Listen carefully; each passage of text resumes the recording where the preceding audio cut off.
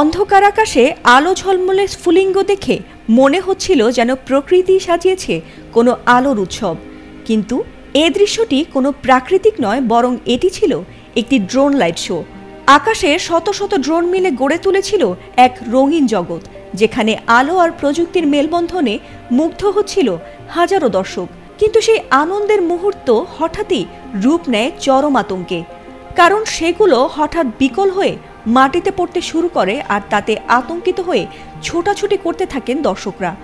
আর এ দুর্ঘটনার ভিডিও ছড়িয়ে পড়েছে সামাজিক মাধ্যমগুলোতে।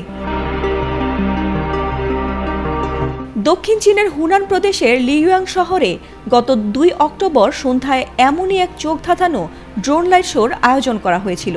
কিন্তু সেই আনন্দের মুহূর্ত রূপ নেয় আতঙ্কে। শো চলাকালীন সময়ে হঠাৎ একসঙ্গে বিকল হতে শুরু করে ড্রোনগুলো। মুহূর্তের মধ্যেই শত শত ড্রোন নিয়ন্ত্রণ হারিয়ে বৃষ্টির মতো ঝরে পড়তে থাকে দর্শনার্থীদের ওপর।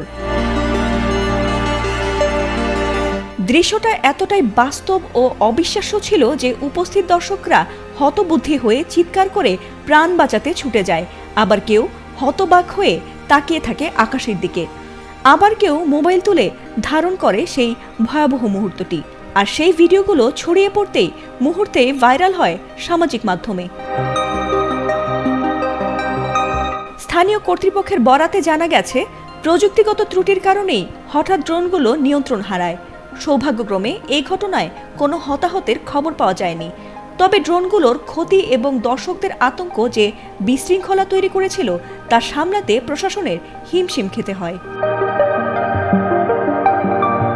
বিশেষজ্ঞরা বলছেন, এত বিপুল সংখ্যক ড্রোন একসাথে নিয়ন্ত্রণ করা জটিল, আর একটি সিগন্যাল ত্রুটি পুরো সিস্টেমকে অচল করে দিতে পারে, ঠিক যেমনটি ঘটেছে লিউয়াংয়ের আকাশে।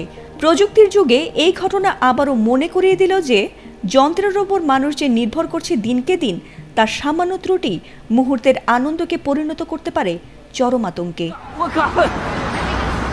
ফাতিমা সুলতানা, এটিএন বাংলা।